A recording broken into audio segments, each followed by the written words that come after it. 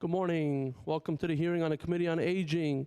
Please silence all electronics and please do not approach the dais at any time.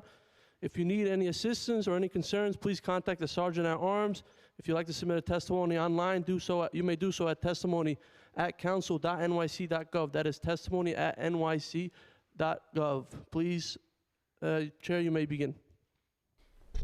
Thank you so much. Good afternoon, everyone.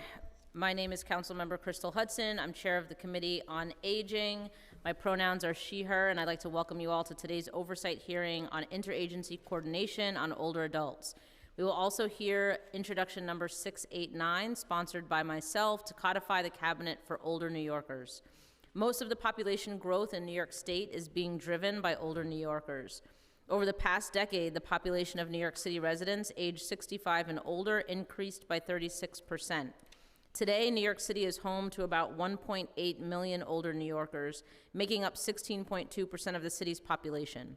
The New York City Department for the Aging, or NYC Aging, projects that the population of older adults will reach 1.86 million, or 20.6% of the city's population by 2040. NYC Aging's overarching mission is to eliminate ageism and ensure the dignity and quality of life of older New Yorkers.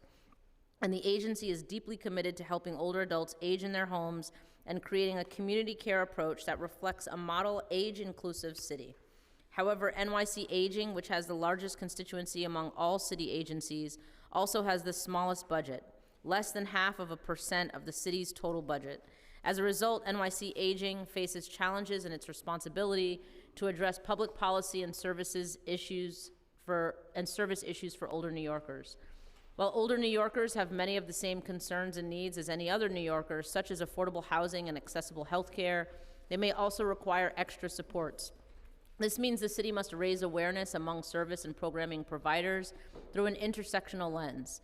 For example, older adults can better avoid debilitating falls and age in place with grab bars in the bathroom. And healthcare providers may need more education on how to best serve older adults with HIV, who typically have different health outcomes than their younger counterparts. In September 2022, given the unique and growing needs of the city's rapidly growing older adult population, the mayor announced the NYC Cabinet for Older New Yorkers. The cabinet, chaired by NYC Aging Commissioner Lorraine Cortez Vasquez, includes members from 23 agencies representing a cross-section of city agencies that provide services to older New Yorkers. As an interagency collaborative established to realize and institutionalize an age-inclusive New York City through structural, legislative, and systemic solutions, I'm hopeful that it will help to streamline and improve the ways in which the city serves older New Yorkers. With that in mind, I've introduced introduction number 689 to codify the cabinet with the goal of ensuring the city's collaborative efforts to improve services for older New Yorkers continue beyond this administration. I look forward to discussing any recommendations that NYC Aging and advocates may have to improve this legislation. Thank you to the advocates, members of the public, and representatives from the administration who are joining us today. I would also like to thank my staff, Casey Addison and Andrew Wright, and Aging Committee staff, Christopher Pepe, Chloe Rivera, and Samuel Hamid.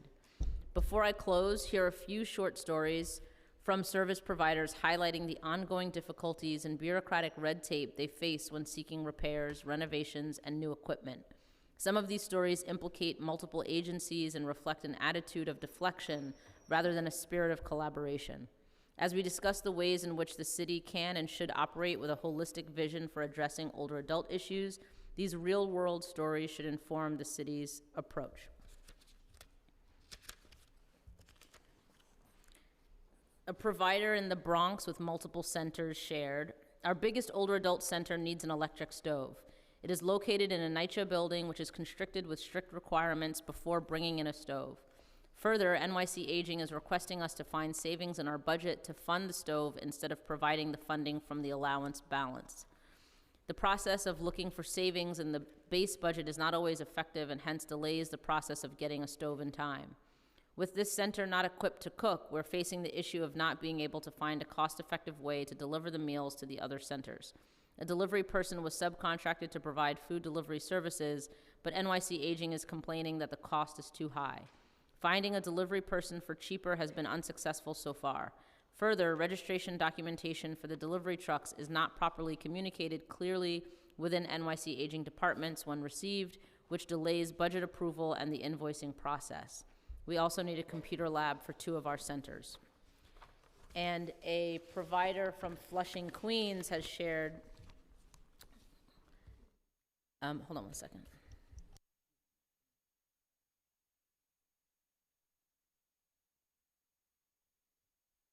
There's an older adult center that shares the space with a DYCD youth program in the afternoons. As of March 2018, there's been a leak in the shared gym space. Over the past few years, the OAC director submitted multiple tickets to NYCHA about the leak, which resulted in NYCHA sending roofers to investigate the issue. NYCHA determined that the roof leak is in an area that the roofers cannot access, so they determined that an outside vendor needed to be hired. To our knowledge, no vendor was ever hired. Much of the time, our NYCHA work tickets are closed shortly after the worker comes to inspect the leak. On January 19th, 2024, the OAC director received an email chain by the NYCHA property manager that there were 2 options to fix the roof. 1 was to repair the old stone roof, or 2, to install a new metal roof. On this email chain, it was suggested that DYCD should pay for the repairs. There's been no follow-up on this email chain as far as the provider is aware. On January 25th, 2024, the OAC director attended an NYC Aging meeting where the commissioner and Mayor Adams were in attendance. The mayor's office had staff work with each group to discuss important points to present to the mayor. There was a local facilitator, and he recommended that our OAC director bring up the leak in the gym. The commissioner responded that it was an issue that she was aware of, and it's a pending issue because they cannot agree with NYCHA whether the leak was an outside or inside issue, since NYCHA only takes care of the inside. We later learned that the mayor's office called NYC Aging about this issue. NYC Aging followed up with the OAC after the meeting, and we reported to NYC Aging that there was no progress on the leak since the January 25th meeting. Since that meeting, the OAC director has not submitted new NYCHA tickets about the roof since the leak seems to have stopped. In the past, NYCHA workers have told us that the roof needs to be actively leaking for them to do anything. The wooden floors under the leak have started to warp from the constant water damage. It appears that the damage is spreading. For safety, we have blocked off this area. The OAC still needs NYCHA to address the leak and water damage. And I want to thank the providers for sharing those experiences, and I look forward to hearing from NYC Aging on how these issues can quickly be addressed in order to better serve our older adults. And before I turn it over to the council to administer the oath, I'd like to note that we've been joined by council members Lee, Zhuang, Banks, Mealy, and Salam. And I'll turn it over to the council to administer the oath. Thank you. Thank you, Chair. Good afternoon, Commissioner. In accordance with the rules of the council, I will administer the affirmation to the witnesses from the administration. Please raise your right hand. Do you affirm to tell the truth, the whole truth, and nothing but the truth in your testimony before this committee, and to respond honestly to council members' questions? Absolutely, yes. You may proceed, Commissioner. Thank you. Thank you. Good afternoon. You want me to start? Okay, great. Good afternoon, Chair Hudson and members of the City Council. It's great to see so many of you here. I am Lorraine Cortez Vasquez, Commissioner of the New York City Department for the Aging. My pronouns are she, her, and ella. It is a great pleasure to join you today to discuss the New York City Aging's interagency coordination on older adult issues, which we are calling the Cabinet, which was instituted in 2022, as you've said. It is a way to handle the fastest growing demographics because what we've been trying to do with this Cabinet is coordinate services and try to do it in a budget neutral manner across city agencies. And that means that we're looking at existing programs and gaps in services, and that's how we're addressing it. The Cabinet for Older New Yorkers is a unique model that New York City and this administration is using to build an age-inclusive city, as the chairperson mentioned. And it's bringing New York City's agencies to harness the voices of older adults to inform policy, systems, operations, combat discrimination, and cultivate lasting change. And lasting change is what we're going for. The current operational issues, but it's with a vision to how should we as a city work towards age inclusive. Additionally, NYC does collaborative work with other partner agencies, both within and outside of the Cabinet of New York, and I'll give you more on those later. As you know, NYC Aging administers a wide range of programs that enhance the independence and quality of life for older adult population. A key component to NYC Aging's mission is to ensure that all older adults have access to city services and programs at our agencies and within our partners in city government, and to work towards reducing barriers that hinder an older adult's ability to age in place and with dignity while improving their quality of life. As the chairwoman mentioned earlier, that is the hallmark of our programs, is the community care plan. I am excited to discuss with you the origins of the cabinet, how it functions, and the recent impacts it has had and we've seen through the cabinet initiatives. The Cabinet for Older Adults, for older New Yorkers, ensures collaboration between member agencies, as I said, by identifying gaps or barriers in existing services. Many of these agencies already serve older adults in some form of fashion. And what we were trying to do is not to do it in silos, but to do it in a collaborative manner. Because in the past, it had been, they would come to us if there was an issue, and yet they were running older adult services. We work to ensure there are no insidious ageism practices. We look at protocols, messages in the operations and outreach and educational messages. Today, we have seen impressive progress in several of the initiatives and projects. You may wonder why and how does ageism impact service delivery? Well, it does. It does so due to the work of the cabinet. 972 frontline healthcare workers, about 16% of the total H&H frontline force has been trained to become experts in aging services so that they can better address the older adult when they come in contact to them beyond what their health needs are.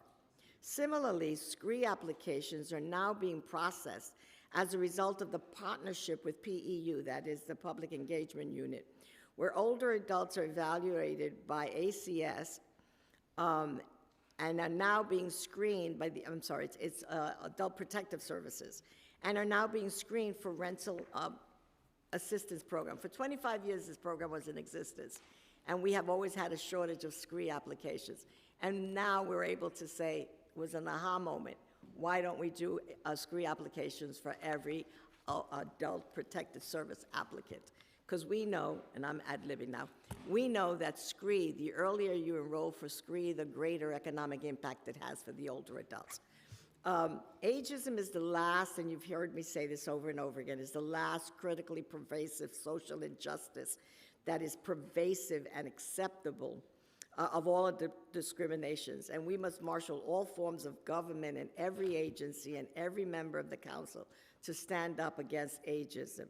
That is why I am pleased to see the council's interest and partnership in promoting the work of the cabinet for older New Yorkers, and also the chairwoman and the speaker have made commitments to write op-eds against ageism. The commissioners of NYC Aging will continue to facilitate success for older adults today and tomorrow. I applaud you for looking at codifying this cabinet for the future. We look forward to discussing the bill further and to ensure full alignment. When the concept of an age-friendly environment was first developed more than 10 years ago, differing levels of government and community organizations explored the issue that aging should not be siloed into disparate organizations or structures, because we saw the need for component parts of government to collaborate and innovate to address issues affecting older adults. They tried at the time to identify problems between the agencies as needs were identified. That's one of the issues that was one of the times where universal design came up as a practice for the department, for HPD. While this was necessary first step, the gaps which remain in that need to go further and to collaborate on issues grew originally into the cabinet. We are building off the same successes that collaborative task forces have seen on domestic violence, on children's welfare issues, in addressing the needs of older adults. This age-inclusive approach ensures that we are supporting two pillars of our community. which form the bridge of effective social services, which also stabilizes community, and that is children or young adults and older adults. Through Mayor Adams' commitment to the age-inclusive city and the interagency collaboration and promoting government efficiency, we are fortunate to have the Cabinet. It is the first of its kind. It is a multi-agency collaborative that was created to support services projects, look at policies, look at practices that benefit older adults across the city. The Cabinet first met on September 21st, 2022, and included at that time were 17 agencies across New York City, intent on coordinating and leveraging their shared resources and their services to develop solution-based initiatives and projects to benefit older adults.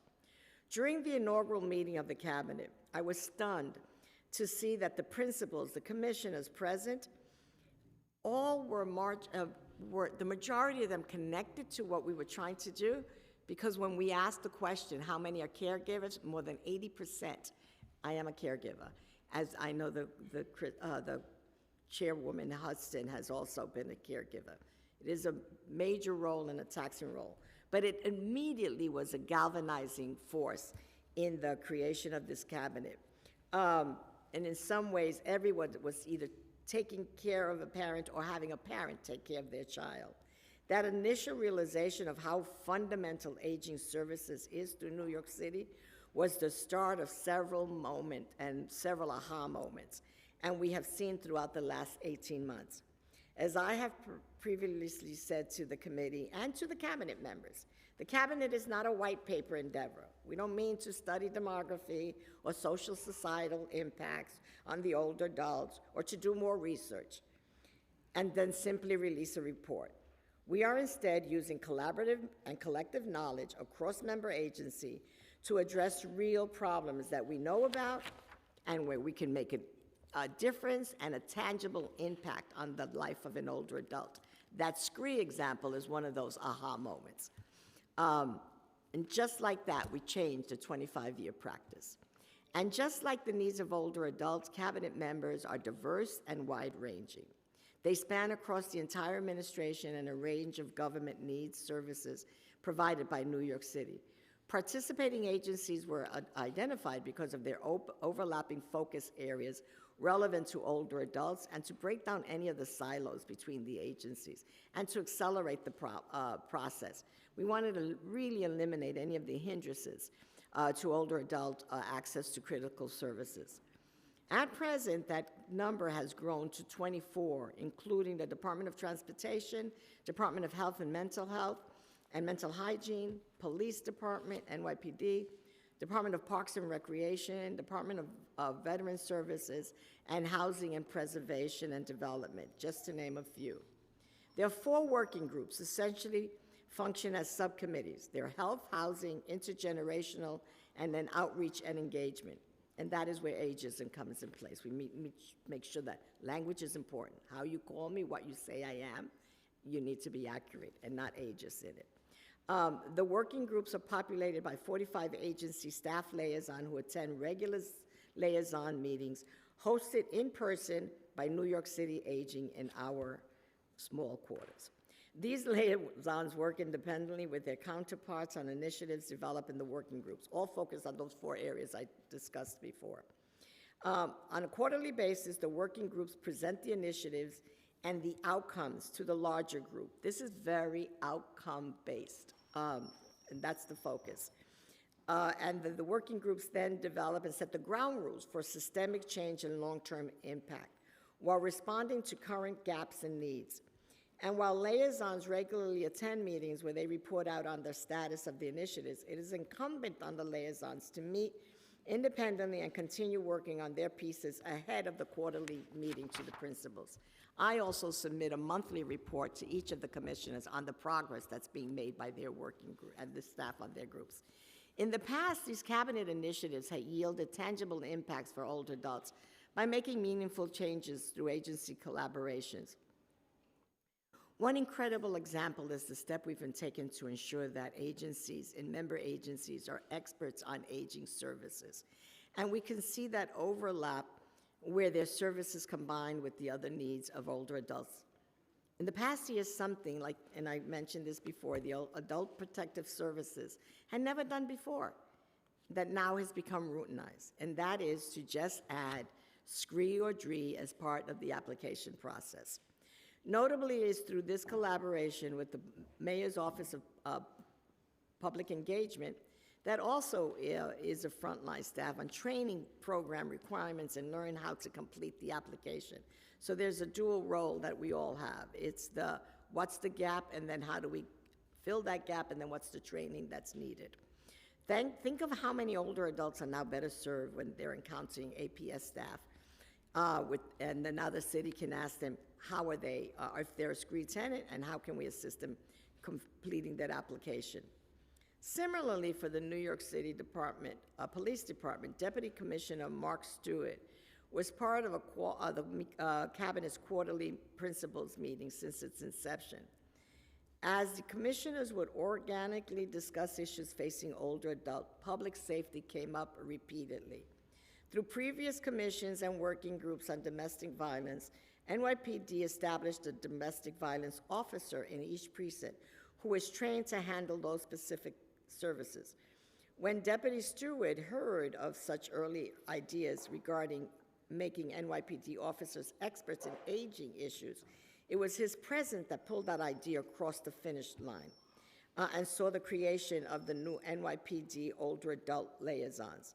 Last year on World Elder Abuse Awareness Day, I was joined by Mayor Adams and the leadership from NYPD to announce the alignment of the Older Adult Liaisons in every precinct and every police service areas, the PSAs, to better enhance public safety for older adults.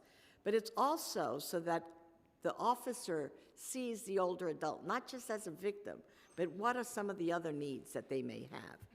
This shows how important it is to have the correct people in the room as we discuss and develop cabinet initiatives to really see the success of these ideas and who can navigate them through their agency. Finally, across many agencies, we have seen the power of intergenerational relationship between young people and older adults in combating ageism. When young people see what older adults experience, they feel too that they're connected to an older adult's experience, that bond is what breaks cycles of ageism. We've seen that in our family. We can see that in our community. Through NYC Public Schools, DOE, work on the cabinet, we've developed an anti-ageism curriculum, which has so far taught over 1,350 high school students on New York and their families to address ageism discrimination at an early age, which is the most effective way for systematic change. I want you to know that this idea of bringing in ageism into the school was generated by a high school student who interned at New York City Aging.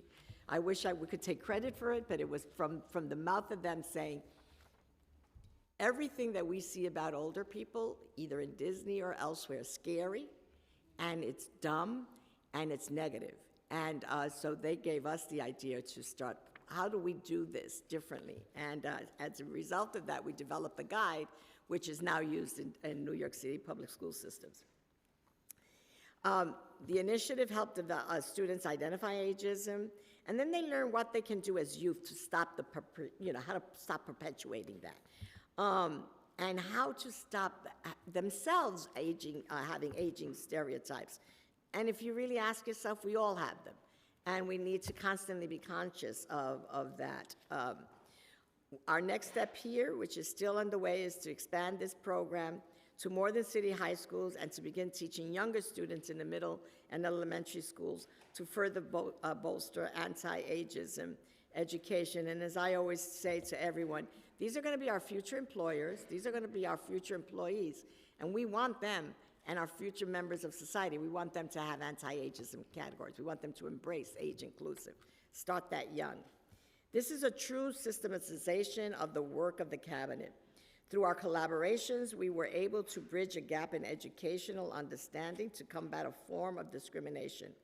We believe that this new information on stereotypes help our future employees and leaders have productive attitudes and behaviors, towards their older workers who will be colleagues and probably fellow employees. That is why we must never pit, and I'm going to say this over and over again. Yes, our budget is, yes, I agree with, the facts that you have mentioned in your opening, Chair. But we must never pit the needs of these two vital pillars in our community against each other. Those needs are equally important. Together, younger people and older adults are the foundation of this city that can make and build our communities. And the work of the cabinet is fundamental to building community at the local level and eventually in a stronger society across this city. The next steps. In 2023, directly because of the work happening with the Cabinet of Older New Yorkers, New York City Aging submitted a resolution to the U.S. Conference of Mayors calling on cities to promote and adopt age-inclusive approaches to local policy, practices, and programs in a commitment to achieving an elevated standard of being as an age-inclusive city. It was not enough to say that we were just an age-friendly city, where we were having benches and parks and accessible buses, but we are also proud to say that we wanted policies and legislative changes. New York City was named the first age-friendly city in the United States, so we were pushing further to ensure age-inclusive became a broad spectrum of needs for older adults. Additionally, the Conference of Mayors accepted and ratified our resolution and is working with NYC Aging to convene a national age-inclusive working group. So far, we have shared this information, and I believe that we have 13 cities involved in this initiative: Albuquerque, Chicago, Des Moines, Houston, Kansas, Los Angeles, Philadelphia, and Seattle are some. We've targeted other cities across the country that have large populations and growing populations, much like New York City. Many of the cities involved in this have over 20% of their population. We're meeting regularly with their area agencies on aging, their AAAs, to explore collaborative opportunities in addressing the needs of older adults. It's not just important to change the impact here. When we're talking about ageism, we know that ageism is national. And if we can do it here, we can make sure that we can serve as a model for other cities. Next will be our third meeting with these groups to discuss models and models of engagement. And I've been real clear with these cities. This is not about New York, the finest and the greatest. We know that. But it's also about showcasing some of the advances that they've made, because that's just as important. We look forward to what is in store for the Cabinet for Older in New York. As I stated earlier, our number of partner agencies has grown, and we are deep into phase 2 initiatives. As those initiatives wrap up, we'll release another report, which will be posted on the Cabinet's website, which is online, and all those goals and outcomes are also listed.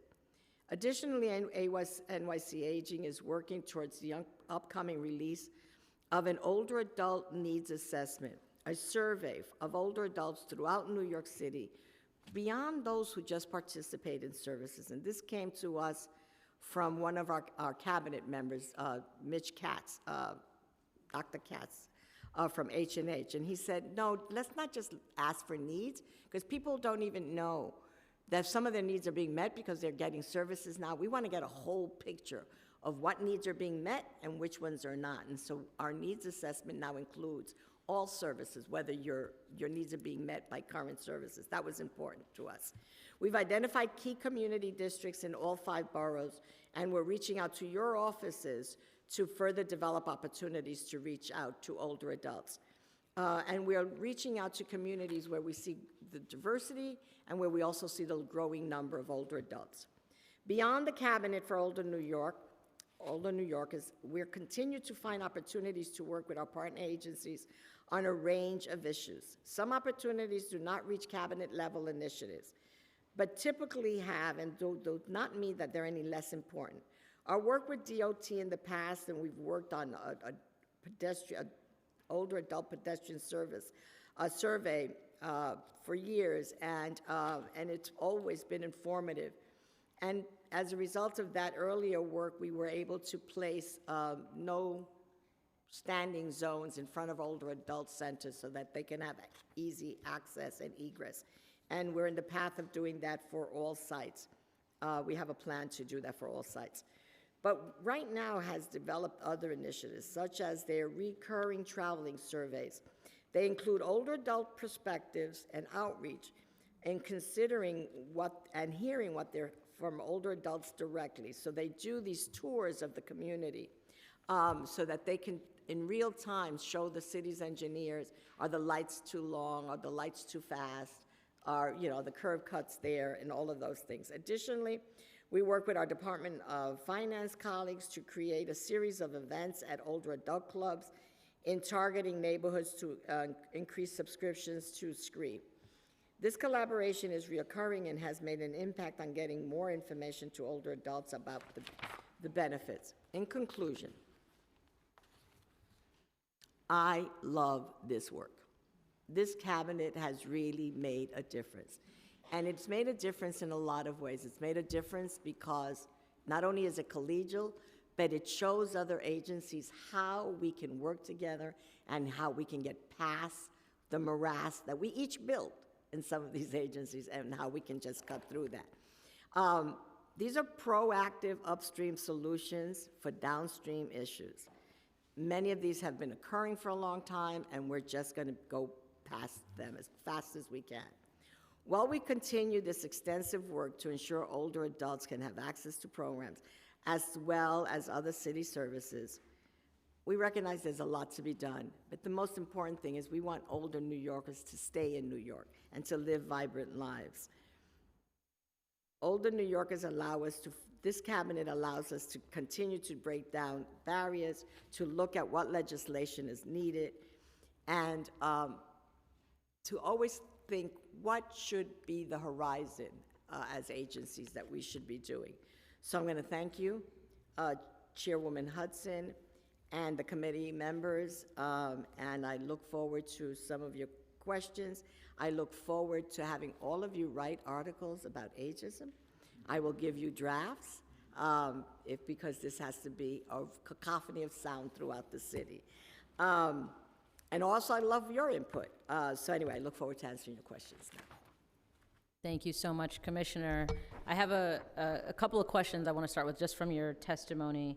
The first being, you mentioned that NYC Aging is working toward the upcoming release of an older New Yorker needs assessment, which will be a survey of older adults throughout New York City, beyond those who participate in NYC Aging services and attend OACs. I think this is an amazing idea and would definitely love to collaborate. I know you mentioned that, and make sure that the council is collaborating with you. Do you have the timing on when that might be released and what you plan to do with the findings? April 15th is the soft launch. Okay, great. Okay. That's very soon. And so and we went back and got some more questions and input from other agencies and from some community members. And so therefore, we pulled the date back. But it's our first soft launch is going to be 4/15, see what we get.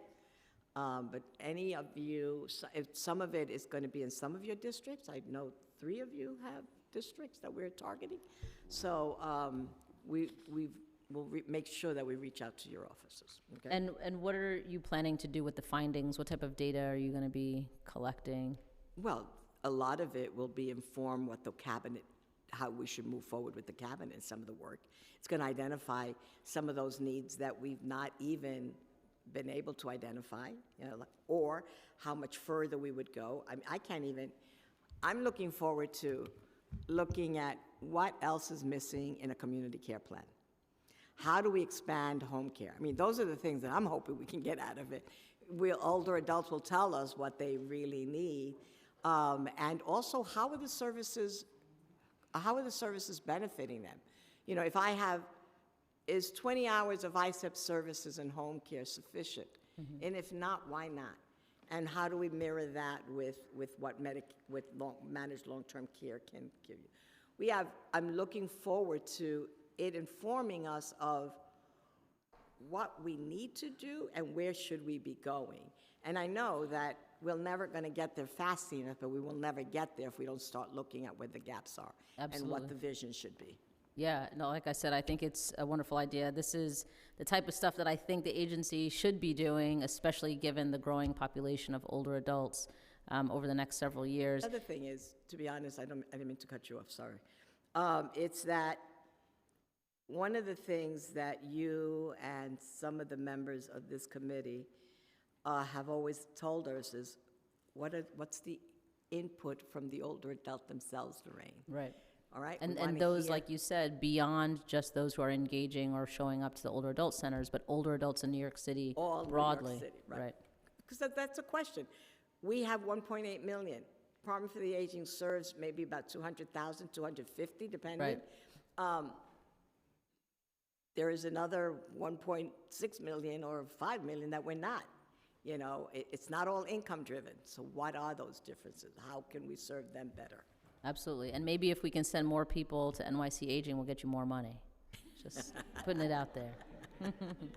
Another question I had from your testimony is you mentioned some specific examples of work with Department of Transportation and Department of Finance. I'm wondering if you do any collaborations with HPD, specifically around housing.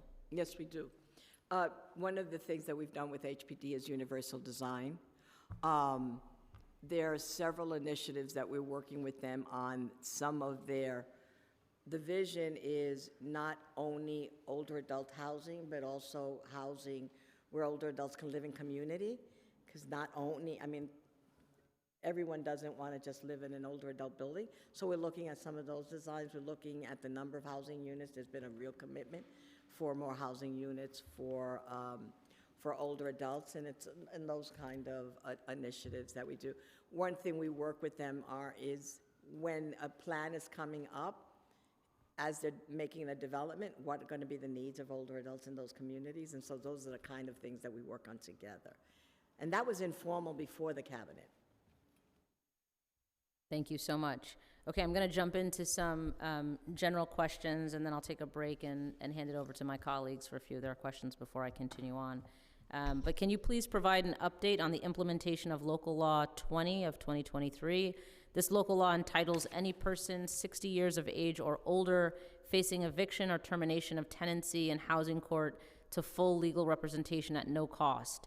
It requires the Department for the Aging to establish a housing support program for the purpose of providing tailored advice and support through case management services to persons 60 years of age or older who are at risk of eviction or foreclosure, and directs the coordinator of the Office of Civil Justice to work with persons 60 years of age or older to educate and inform them about their rights in housing court. Is the administration fully in compliance with the requirements of this local law? Yes, we do have a memorandum of understanding, a fully signed and executed memorandum of understanding with HRA. HRA, I just want to be real clear that HRA provides the lawyers and the legal aspects of this. The role that a New York City Aging works in is we work with the Aging Tenancy and Eviction Support Services, what we call TESS. Those are individuals that are identified by the court, given to us, so that we can help them through that eviction process and reentry.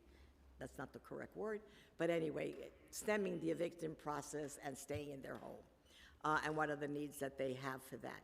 That was a program that we had only in 2 boroughs. Last year, thanks to the support of many people in this room, we were able to get funding so that we could expand that to the 5 boroughs. So we're in that process now.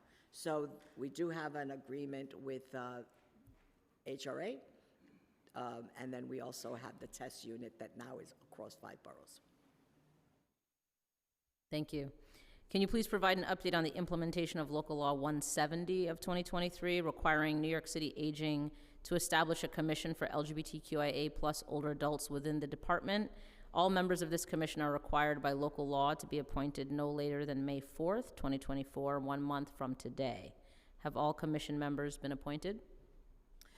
No, as I mentioned to you, we have vacancies, and I would love to first address the vacancies in the advisory council that we have so that we can look at the vacancies in this commission. Okay. Right, we have of the 10 vacancies in the advisory council, of the city council's 10 vacancies, there are 8 vacancies across the boroughs. There's 2 per borough. We would love to fill those vacancies with individuals from the boroughs, and that also can then represent this targeted community so that we can start the work there. So, sorry, just want to confirm, there are 8 vacancies across the boroughs or 10? There are 8 vacancies. There's 10, the city council has 10 seats on the advisory council. Right, and of the 2 per 10? borough, and there are 8 vacancies. Copy. And would be I believe more than that- happy to help you facilitate that process through the appointments process. The 2 that are filled are from Brooklyn, correct? Yep. And one in Brooklyn? And one from Queens, okay. Thank you. One from Brooklyn and one from Queens are filled, So that means Brooklyn has 1, Queens has 1, and the other boroughs have 2, okay. okay? Um, And we really want cross-representation there, Absolutely. because that's our advisory council is really the, and we also, and you also have requirements for that advisory council. Annual workforce issues, you have some, we go through some of the local laws with them that are required, and we report to them. I'll work with our delegation chairs to make sure we're Perfect, thank you. We're I on really top of that. appreciate that. So thanks for sharing that about the advisory council. And then coming back to the Commission for LGBTQIA+ older adults, do you think you'll have the members appointed by the May 4th deadline?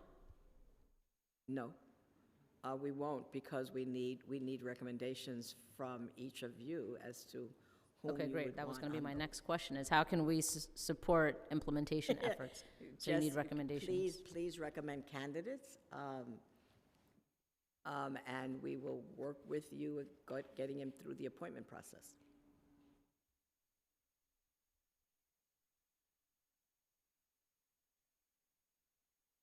Okay, we'll be sure to work with you on that as well. Service providers have reported to the council that they face significant difficulties navigating multiple city agencies when seeking repairs, renovations, or acquiring new equipment for their facilities. This is especially true of providers housed within NYCHA facilities, and this goes back to one of the stories that I shared during my opening remarks. Is NYC Aging aware of these difficulties, and if so, what efforts are NYC Aging engaged in to streamline these processes? This has been a recurring issue for us, longstanding, way before me, way before anybody in this room. But I can tell you what progress we've made to date. First of all, NYC Aging is always aware of the program challenges, because we have program offices that work directly with the program, with the providers. That to be said, that doesn't mean that solutions and resolutions are as quickly as we would all want them to be. What we have done, particularly because a third of our older adult clubs are in NYCHA facilities, and most of these issues come up around NYCHA, we've established a very strong working relationship with NYCHA. We meet every 2 weeks to discuss some of these issues and start queuing them up and putting them in priority order. Some of the issues, as one of the examples you've mentioned, the one in Flushing, it was a long-standing structural issue. And to all of our surprise, we don't know how it stopped, but it stopped leaking. But nevertheless, we have this long-standing issue, and we have an arrangement with NYCHA right now, which is that they take care of infrastructure, and as I say, everything inside the wall or above the ceiling, and we take care of everything inside. So we do the minor repairs. We're working collaboratively and very diligently to work with NYCHA, Fire Department, and everyone else to get our kitchens up to code. That's a much longer process than any of us would ever imagine, but it is. But we're working very, very hard to get those kitchens up to code. Why is that important to us? As you mentioned, I believe in one of your cases, we prefer our programs to provide food, to cook food, not to use commercial caterers, because you have less of control over the quality and the sanitary conditions of those caterers, which is why we, with your support last year, the year before, about 18 months ago, we developed 5 commissary kitchens as a model to have those programs provide meals and services for other older adult clubs so that we would be less dependent on commercial caterers. So that's a long-winded answer to say that we have a long-standing and now very, very intensive relationship and partnership with NYCHA to look at these issues. And for those of you who know NYCHA, you have a complaint, you issue a ticket. Now we really follow through on the status of that ticket and where the progress is. Thank you. I know you said you meet with NYCHA every 2 weeks, but I'm wondering specifically if you're having conversations with them on expeditiously resolving building violations in OACs and other CBO programs that are housed in NYCHA facilities? Yeah, it's the code issues that we're constantly working on. I believe we've addressed, and I can get back to you if they're all fully addressed, all the ADA compliance issues. But, we still have a lot of these code issues that we're working on together. And same with DOHMH and DOB, right? Yes. And in some cases, it involves more than one agency.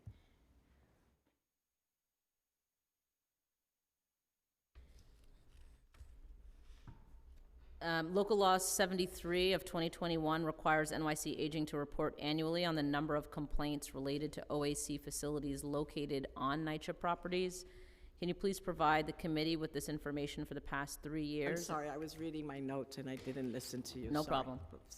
Local Law 73 of 2021 requires NYC Aging to report annually on the number of complaints related to OAC facilities located on NYCHA properties.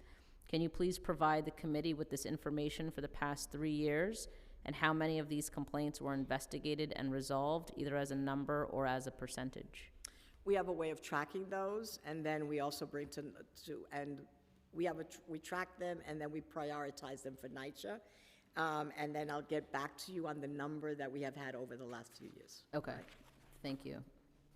And Local Law 75, also of 2021, required the establishment of a public housing liaison within NYC Aging. Do you know who the current liaison is and what their responsibilities are? We have 2 liaisons. Ours is one of our associate commissioners who serves the borough, I believe, of Brooklyn. And then we have Stephen Wilkinson, who also is over many programs in our OACs. Both of them are in the Bureau of Community Services and work specifically on older adult clubs. And their role is to maintain those relationships with both our providers on those repairs and bring those to NYCHA and escalate those that are priorities. Thank you. And subdivision C of this local law requires a liaison to make recommendations to the commissioner with respect to how programs and facilities that receive funding from NYC Aging can better serve older adult NYCHA residents. What recommendations have been made thus far, and have these recommendations been implemented? I would say one of the greatest advances we've made is around HVAC. On HVAC? HVACs, the air conditioning systems. Don't forget that most of our centers are cooling centers. Thanks to the council a year and a half ago, you gave us money for that specifically, and we've been able to really start working on making sure all of those repairs were done. It's something that we continue to work on with them.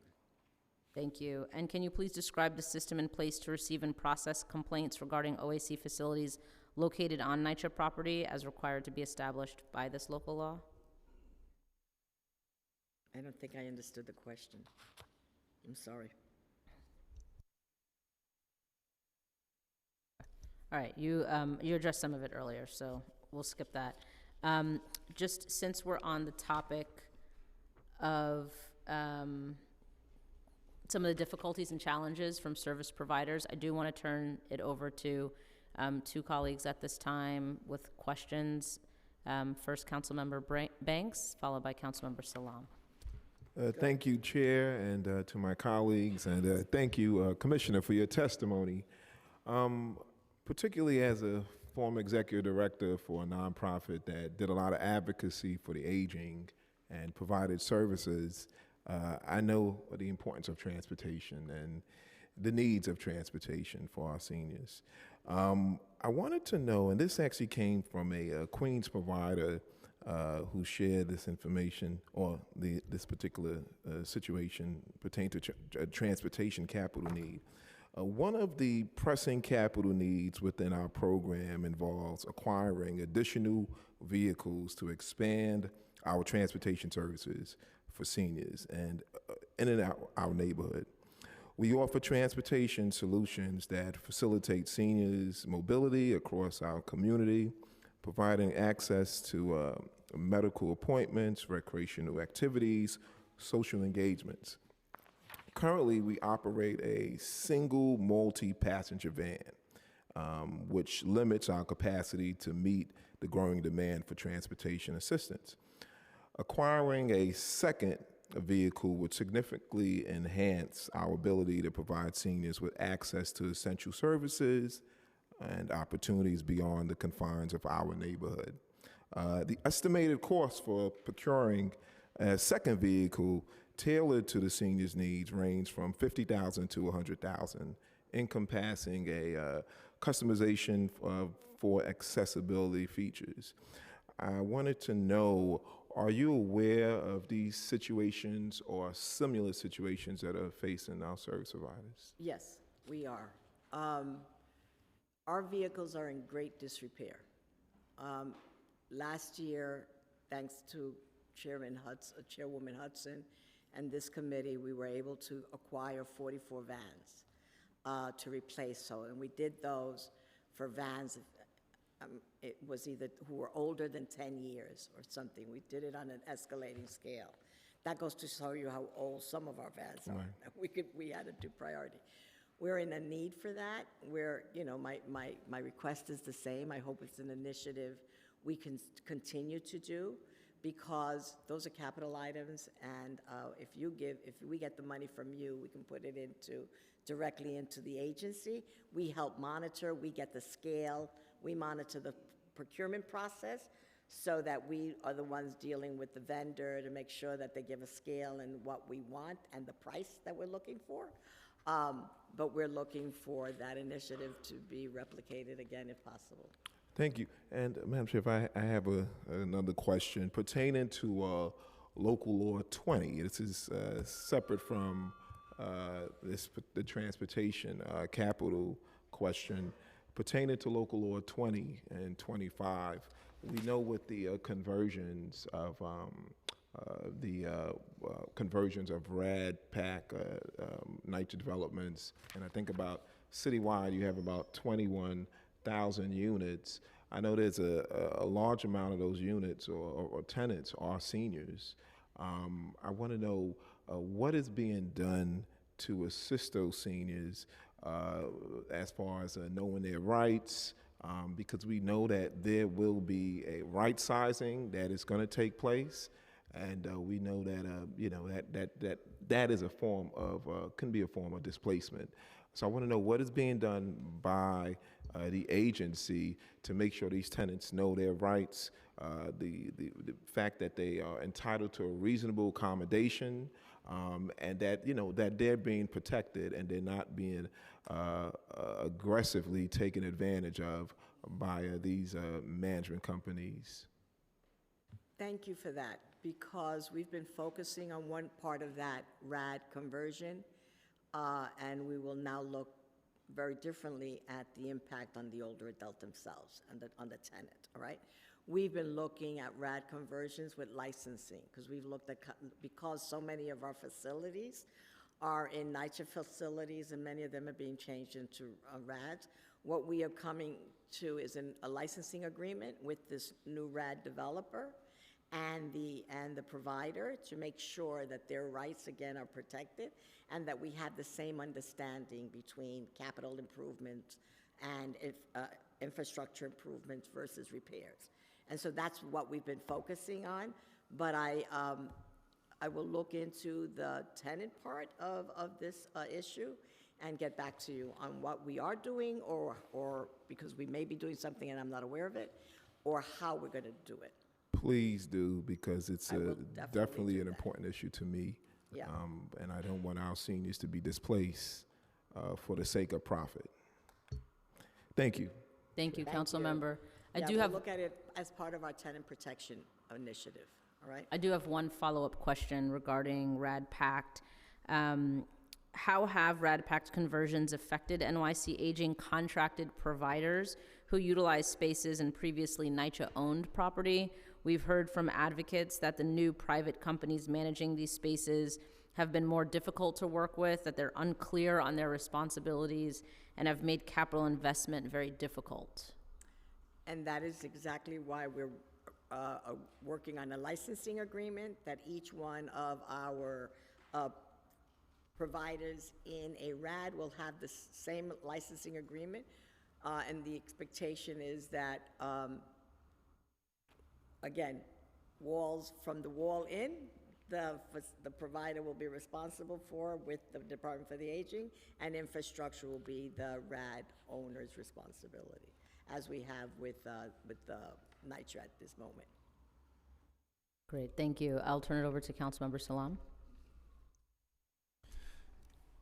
Good afternoon. Thank you, Chair.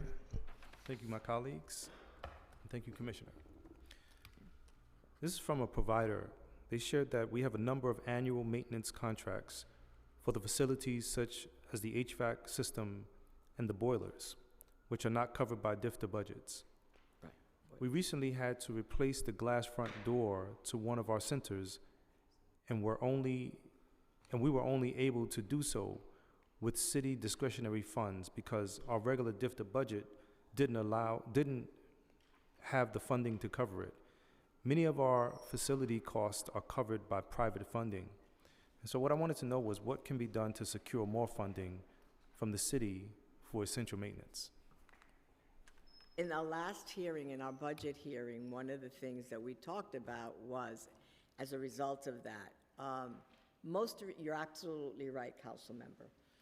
The repairs now are within your budget structure because we don't have a dedicated plan or money for looking at those repairs. What we have done since our last council thing is establish having our unit look at all of the repair and capital needs in the kitchens and doing an inventory of what those are so that we can come up with a plan and an estimate of what the needs are to do those kind of things. That would not handle a glass door. We're looking at kitchens, we're looking at some of the major systems, and looking at what the state of those are. But it came from this committee, and so that's what we're looking at right now. We do have a construction and design unit within the Department for the Aging that works with each provider as they get contracts and reviews the bids and make sure that the bids are adequate. But we're looking at that now in a much more, from a broader perspective, and looking at what a citywide plan would look like, rather than individual situations. We can forecast what those would be. Thank you. Thanks. Thanks, Councilmember. I'll turn it over now to Councilmember Mealy for her question. Thank you. Hi, I just want to ask a few questions about local law 75/2021, the liaison for the aging. Who is you said it's two people currently the liaison? Mm-hmm. Stephen Wilkerson? Stephen Wilkinson and Merlane Shadow. Excuse me? Merlane Shadow. Yeah. So is this information available for people to call, any of our seniors to call, if they're having problems? If they're having problems with the NYCHA facility? Yes. If it's related to the older adult club, yes, yes. So where's these numbers posted up at? You can, That our seniors could know, because I gotta say, I went to one senior center, and it was a youth senior center, and it was elite. So we had to bus our children to a whole nother center. And I got- But until I started speaking to NYCHA president, well, chair, it got done. So if I would've saw those numbers, I would've went through that procedure. So I'm asking you, where's these information posted, to let the seniors know if their director cannot do it, they're gonna call someone else? And specifically, 'cause I don't have that much time, why do you think Mount Ararat is still closed? A senior center with 300 seniors, where they used to come downstairs and eat, and it's still closed to this day. We don't know why it closed. Could you give me why it closed? It wasn't any issues. I believe until you gave money to Mount Ararat through Gave Fort. it back then, about to give it again, but it's still no center there, in which some of our seniors are dying now. No activity. That money, Mount Ararat, is not a nonprofit, and that money has been placed in Fort Greene Council. You're aware of that? Said she didn't want to do it. Then I think that you and I can go back and revisit that issue separately. I thought that you said, Okay. long as I get the money. And Haven't heard from her. You Until said we she was gonna- until we find a nonprofit who can absorb that money and then implement the program, that program is not an established older adult club. So we have to There do that for through an existing program. 30, 40 years, so I'm gonna leave that. We'll keep talking. How does the cabinet structure? Do you want to It know works. how older, for the record, I would like to let everybody know how older adults can access any information that they may want. All right, there is our Aging Connect number. Any older adult can ask for any older adult or their family member can call Aging Connect, where you get a live person, an expert on aging services, and they will direct them to the appropriate agency or individual. And the number is 212. Is it posted anywhere? Huh? Is it posted in every center? It is That the posted. seniors it could is- even do a barcode. I went to a school today, 308, and they were there making barcodes. So maybe you should coordinate with a school, 308, my school, and let them do the barcode that our seniors could just put it, click it on their phone, and they could see all the resources right there.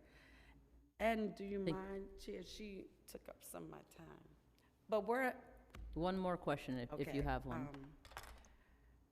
Brevoort Senior Center, they've been asking for a facility. That's where I remember it. I got my vaccination there. It was a medical center where you could get your dental done, everything. It's closed now. Would you be available, at least, to come see that space, that maybe we can really keep it separate from our seniors and our young adults? They interact with each other, that's fine, but just to give them a little bit more space. The space is not being utilized. I already spoke to NYCHA.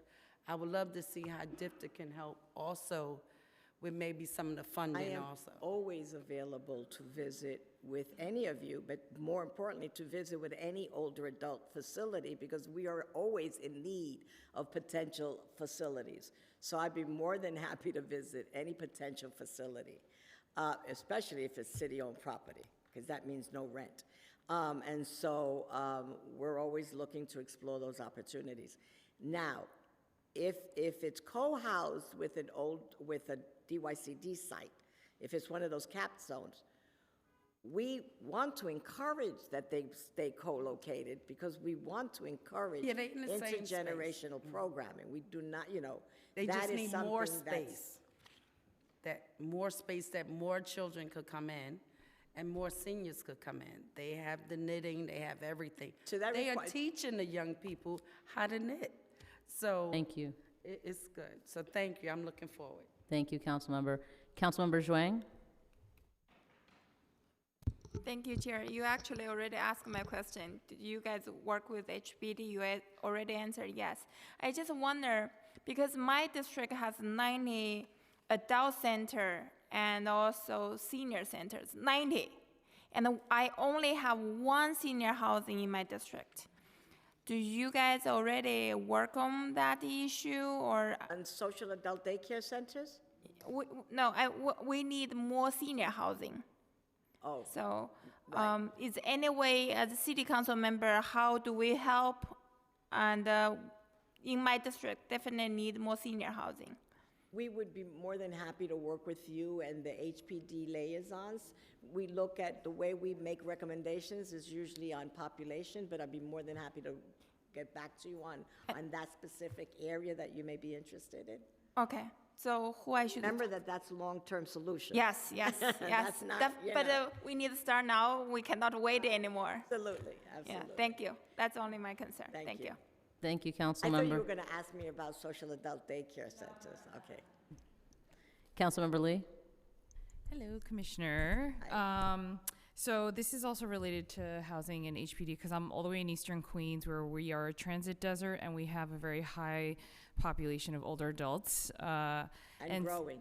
And growing, yes, yes, for sure. So that presents a few challenges. So my first question, I have two, is around just the models that you might be looking into for communal housing, and if you are talking to HPD about that in lower density neighborhoods, because I know that they've had challenges getting approvals, and so just wanted to know how you could champion, how we could be helpful, because this is definitely something that our neighborhoods would want, but I know it does create a lot of challenges. Yeah, I'll follow up with you. And yes, if you could follow up with Yeah. me, that'd be great. And then my other question is, I'm actually asking if you and the older adults could help us, because I'm not sure if the Queens residents are aware, but we're in the process right now in terms of finalizing the MTA's doing a Queens bus redesign. They're rerouting all the buses in Queens. And this has been going on since pre-COVID, but then they paused on the redesign because COVID happened. And there's another in-person feedback session tomorrow, but you can actually submit online feedback as well as on the website for MTA. There's actually a place where you can put feedback. And the reason why I'm bringing this up is because when I had a conversation with MTA, I said, what about the older adults? Because there are many, many concerns because we are a transit desert. I have no railways in my district. I don't have a subway. I don't have a Long Island Railroad in my district, but we have a ton of older adults that really need the bus transportation. So they're trying to be more efficient and they're touting efficiency, but in terms of efficiency, the way that they're meeting that goal is they're reducing the number of stops, right? But if older adults, as well as those who are disabled, and I'm also chair of the Disabilities, Mental Health and Addictions Committee, and this is a huge problem in the disabilities community as well, is I need folks to submit public testimony. So please, I just encourage anyone here, if you all live in Queens, please look at the bus redesign routes and let us know the feedback and submit it, because we need to make sure that those bus routes are not negatively impacting our older adults. So I'll even go one further. One Yeah. of the things we've done with MTA in the past, Yeah. obviously it's too late for tomorrow, is that we would have them make presentations at the older adult clubs. We've not heard about this. But what I would do for this one for tomorrow is if you give me the bus stops that are close to older adult clubs that you want to retain, we will submit something to the MTA on Yes, that. next to the older adult clubs, but but also you just can like talk that offline. residentially. And Yeah, I'm we'll not- talk offline, but you, if, I realize that in person it may be difficult, so they're still taking public feedback. So if you just go to the website, they actually have a location where you can input your feedback online. So, or you can reach out to my office as well. Okay. I'm Linda Lee, just in case, sorry. But yes, that would be really helpful, so thank you. Yeah. Thank you, Councilmember. Okay, so what is NYC Aging doing to increase intergenerational programming between older adults and young people? You talked about this a little bit. How is NYC Aging working with other city agencies on this work? We're working with DYCD, the two agencies we work with on intergenerational is DYCD and Department of Education. What we've done with DYCD is we established programs in 10 facilities was our first pilot with older adults, and it wasn't just storytelling. It really was, the emphasis was on community building. It was getting to know each other, come on projects together.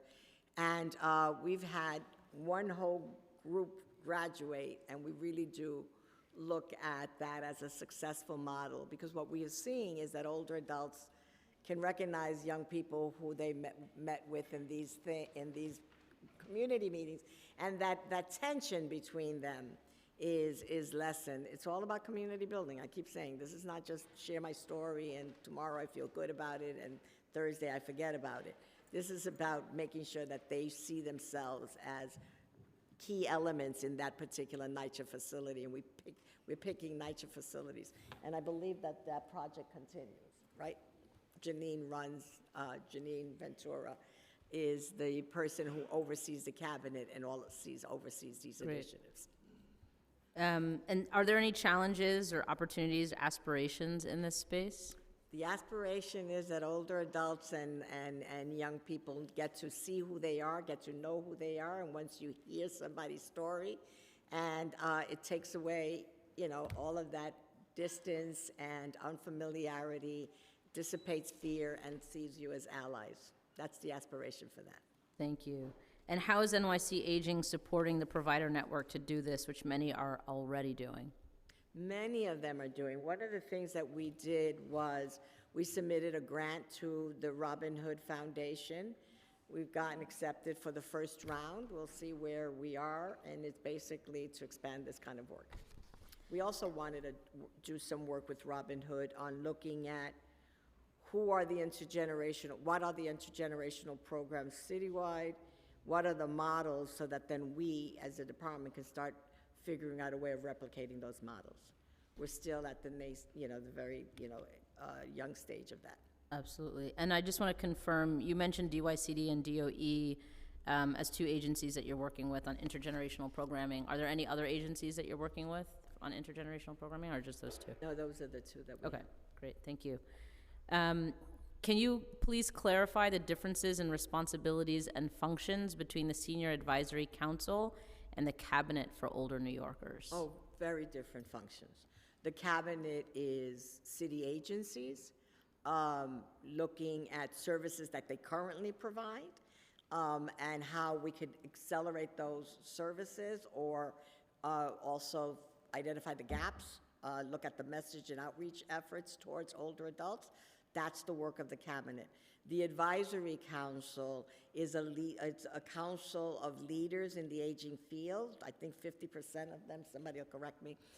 Most of them have to be, they have to be older adults, but they could also be providers. So, sort of like me, I always say I'm commissioner and I'm a client. So you can have overlapping roles, so you can be an older adult and also be a provider and serve on the cabinet. But its function is, it really is, and I meet with them quarterly, it is advising counsel to us, and also a way of us reporting back to them what we're doing. And it is a consultative process. It's not, I don't see it as just ministerial and a rubber stamp that we have to do. Thank you. And what is the full list of agencies and offices that comprise the cabinet? I got it, I have that here. And do all parties participate in every meeting of the cabinet? Well, I'm glad you mentioned that. I am pleased to say that many, many, many of the commissioners come to the quarterly meetings. It has been such a model that the Tenant Protection Council or cabinet has been formulated based on the work and the structure of this aging cabinet. That's great. 24 commissioners. Do you want me to give you the list, or you want me to just email that to you? You want me to list 24 agencies now for the record? You could list them now, if you don't Okay. mind. Thank you very much. So it's Civic Engagement Unit, Commission on Human Rights, Department for the Aging, obviously, Department of Consumer and Worker Protection. By the way, I meet with the Commission of the Consumer Protection and myself go to many older adult clubs. We're doing this little circuit thing now, where we're informing them about fraud and scams and tax preparation, and we're doing that as two commissioners. The Department of Cultural Affairs, Department of Education, Department of Health and Mental Health, Department of Parks and Recreation, Department of Small Business Services, and that's because we're looking for opportunities for workforce for older adults. Department of Social Services and the Human Resource Administration, Department of Social Service and the Department of Homeless Services, Department of Transportation, Department of Veteran Services, Department of Youth and Community, Housing Preservation, Mayor's Office of Community Mental Health, the Mayor's Office of Immigrant Affairs, the Mayor's Office of People with Disabilities, Mayor's Public Engagement Unit, H&H, New York City Housing Authority, New York City Public Police Department, NYC Service, and the Office of Technology and Innovation. And I misspoke before. The other agency that we work with on intergenerational is New York City Service. We're just starting a project with them and the Board of Education, oh, they no longer call that, New York City Public Schools, and we're looking at intergenerational programming with them, centered around pen pals, again, started by a high school student. Wonderful. Thank you so much for listing the agencies. When you said many, many, many of them attend, do you have an approximate number or percentage out of the 24? Is it like 20 out of 24? It's probably, On average? Probably about a good 18 out of the 18. 24, and Okay. it varies, you know, we all have different schedules. Yeah, of course. Which is why we're trying to schedule them well in advance so that we can lock the date. Right.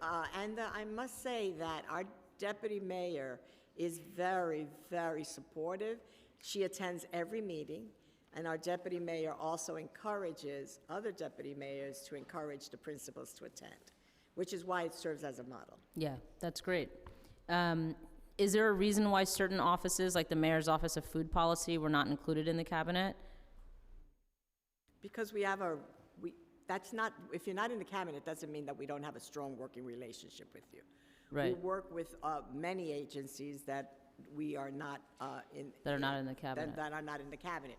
We work with the Mayor's Office of Food Policy on a regular basis because our nutritionists work with their units all the time. So that's an ongoing relationship. Okay, and what about the Office of Criminal Justice to assist older adults who are justice involved or exiting the system? No, we didn't. I think they asked to be on the cabinet, and there was a rationale why we didn't at the time, and I think it was probably because of because all of our services are available to older adults, that there's no gap. There was no gap in service, but I'll look into that. I don't remember. Okay, and are you regularly adding new agencies or offices to the cabinet? And if not, are you open to that? We're open to that, but it has to be from a visionary perspective. You know, to sit on the cabinet, someone's gonna poke a note at me right now. To sit on the cabinet for the sake of sitting on the cabinet and not having a long-term vision of how your agency is involved in aging, you know, it really has to be is like, how are we pushing this forward, and how are we, you know, food policy is our whole, you know, like 90% of our work is around food policy, and we're Right. working with them on a regular basis.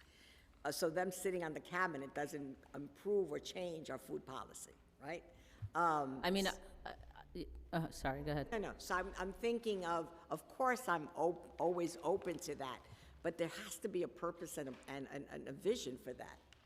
I would argue that because of such the strong working relationship you have with the Office of Food Policy, that's even more reason to include them in the cabinet, because then they can provide, you know, best practices and learnings that you all already have established with some of the other agencies that maybe don't have as close of a working relationship as the Office of Food Policy. That's just one example. But I would also say about the Office of Criminal Justice, you know, it may be the case too where the Office of Criminal Justice doesn't understand how their agency might benefit from being involved in the cabinet, and how by being involved in the cabinet, maybe they can provide better services and resources to folks who are coming out of the justice system. So Yeah, and I You know, can see. sometimes people have to be brought along, you know what I mean? Yeah, And- yeah, no, and I can see, in that case, I can see the rationale for justice,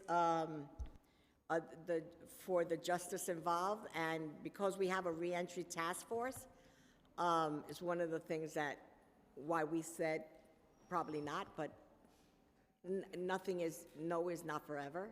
Yeah, I'm an old fundraiser, I know that, no is never forever, so. okay, fair enough. And are public libraries invited to attend cabinet meetings since they operate services for older adults outside of what NYC Aging provides? No, they have not been. Okay, maybe that's also something to That's consider. also a consideration. Great. So I assume that you and your team organize the meetings, the agenda items, and the priorities for the cabinet? We present to them the priorities that have emerged from the liaison meetings, all right? Okay, And the principals come up with the priorities that we want to also work on, moving forward. But yes, we administer it, and we manage it, but it is not, we are not the only ones who dictate what the priorities are.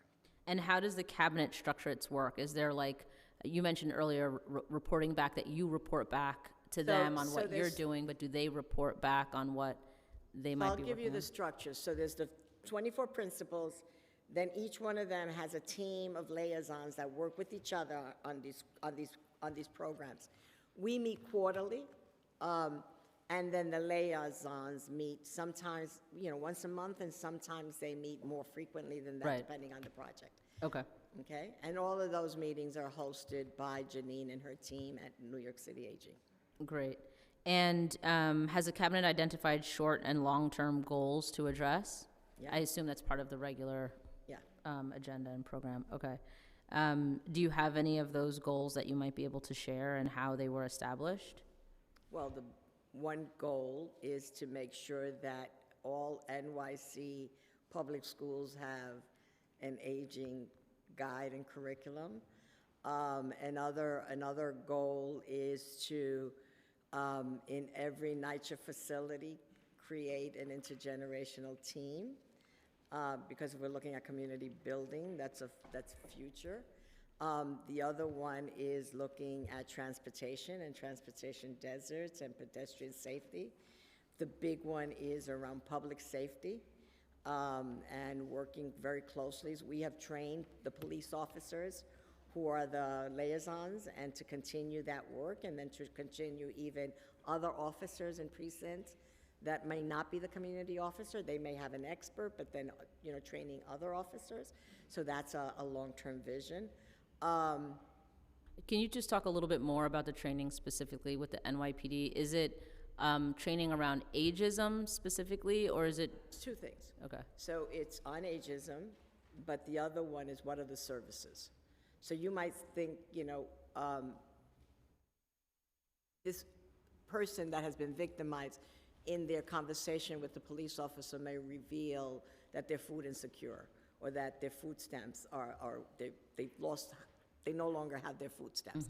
So the police officer will then, will know that there is a service that they can refer them to help them with that aspect, which may have had nothing to do with their the original, victimization. yeah, the initial Right, call? so it's just to make them knowledgeable. It's the same thing that we're doing with the health professionals, is to give them a knowledge and a sense of what the network of services are, so that they could then be prepared to also serve as intermediaries. Thank you. And then, in my district specifically, we get a lot of calls from concerned neighbors about older adults who might be exhibiting signs of Alzheimer's or dementia. And so I'm curious to know if that's included in any of the training or information sharing, specifically with the NYPD. We work with our local precincts on some of that, not formal training, but just conversations around, things to look for, who to contact. I will verify that, but I believe it includes some of that information also. And then, sorry. And then it seems like this happens, but I just want to get it on the record. You mentioned when the liaisons meet, and it seems like they meet more frequently than the full cabinet. Yes. Are the liaisons sharing information and experiences with each other among themselves. Right, and those experiences or those projects that they may be working on, it's what becomes part of my monthly report to the principals. Got it. Right? Okay. So I report back because it's important. I don't want them to just hear at one quarterly meeting everything that's going on. Okay, thank you. And what areas for improvement does NYC Aging see for the function of the cabinet? And how could codification of the cabinet serve as an opportunity for strengthening or improving it? We'll talk more about that as you develop the bill, and we'll see the components of the bill. But from the intent and in a broad stroke, this, as we're hoping other cities pick this up, to the extent that this is codified, then you serve as a model, and that this becomes a practice. I see the cabinet also as a strong partner in terms of legislative needs, also a strong partner in advocating for federal and state dollars as we all emerge, and we're not getting our fair share in the state or federal funding either, and so we just see that as ways of leveraging resources for this growing population. Thank you. Monetary and not monetary resources. Understood. NYC Aging's preliminary capital commitment plan for fiscal years 2024 through 2028 decreased by 10% when compared to the adopted capital commitment plan. The adopted capital plan was $80.3 million, which has dropped to $72.3 million as of the preliminary capital plan. What is causing the decrease in the capital plan? I have that answer for you. No I problem. just have to find it. Where is it, John?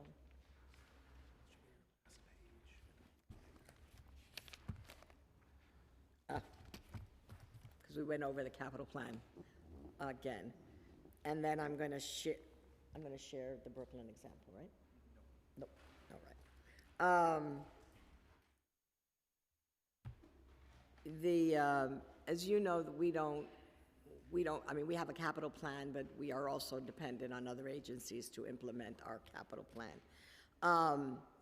There had to be this has been citywide, there had to be a redistribution and reduction of capital plans to some of the city's overall constraints, and the need to fund other mandated items in the near term, and that was the impact that the reduction of our capital plan. So I think it's a broader issue. It's not just an NYC Aging issue on capital plans. Okay, so I'm sorry. What specifically are you attributing the decrease in the capital plan to? Just the redistribution and reduction, the constraints of the overall budget of the city. Okay.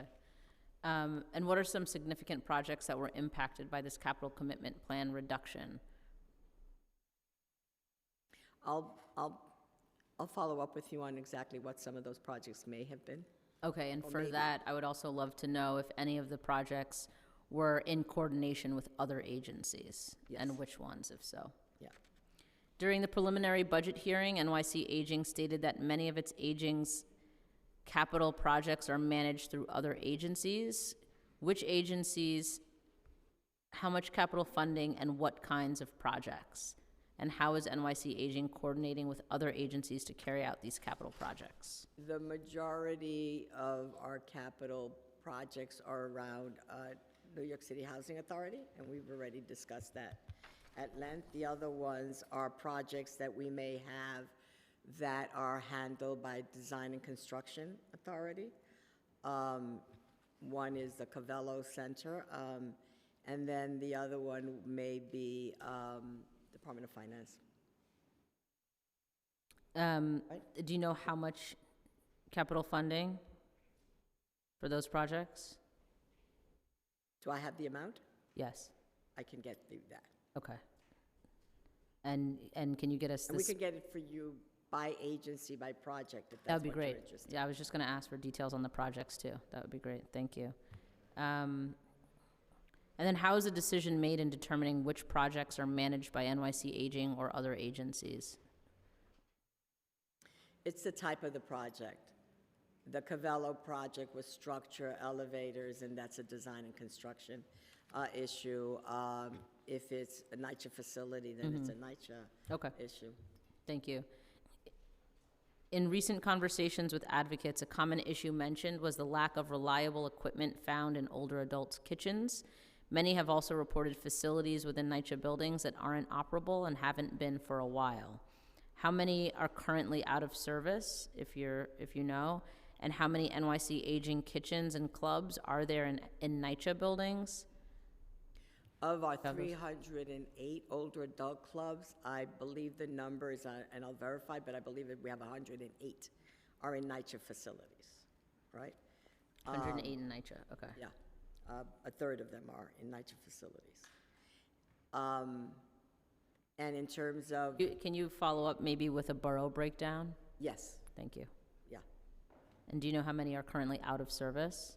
our kitchens, Yeah, we're developing that plan right now, and I can get that information to you. okay, perfect. But just remember, there's a difference between equipment not, equipment is different from code issues. Yes, So, right? understood. So- And then, a lot of the information, is supplied in whatever the local law 140 is. Okay.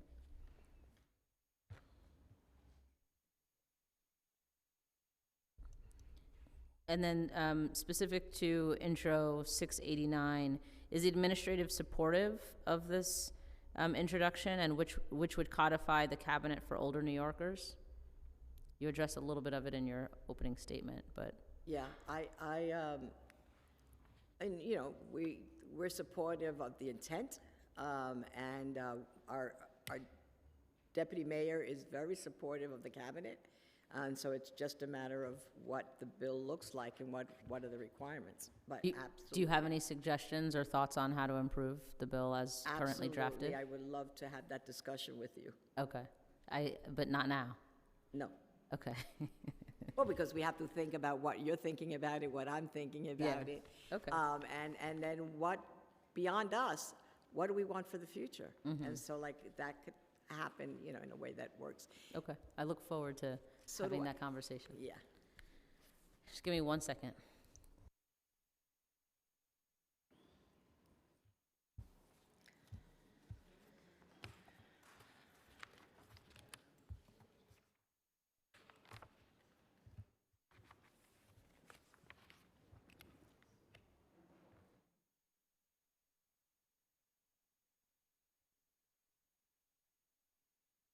Okay, great.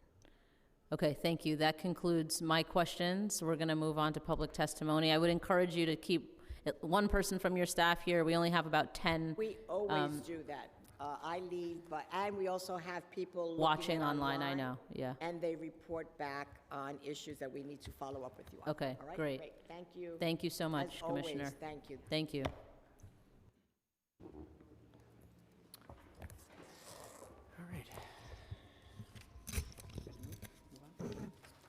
All right. Thank you very much to the commissioner and members from the administration, and thank you, Chair. We are now going to open the hearing for public testimony. I want to remind members of the public that this is a formal government proceeding and that decorum shall be observed at all times. As such, members of the public shall remain silent at all times. The witness table is reserved for people who wish to testify. No video recording or photography is allowed from the witness table. Further, members of the public may not present audio or video recordings as testimony, but may submit transcripts of such recordings to the Sergeant at Arms for inclusion in the hearing record. If you wish to speak at today's hearing, please fill out an appearance card if you have not already done so with the Sergeant at Arms and wait to be recognized. When recognized, you will have 2 minutes to speak on today's hearing topic of interagency coordination on older adult issues, as well as the legislation being considered, Introduction 689. At this time, I'm going to call up our first in-person panel. We will hear in-person testimony first, followed by virtual testimony. The first in-person panel will be Kevin Jones, Kevin Kaprofsky, and Janine Kale Jackson. If you could please come up to the table. Thank you.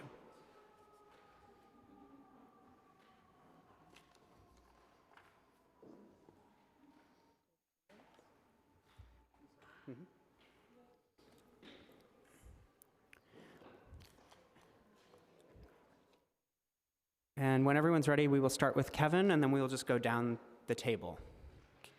Kevin Jones, yes. Hi. Oh, there we go. Good afternoon.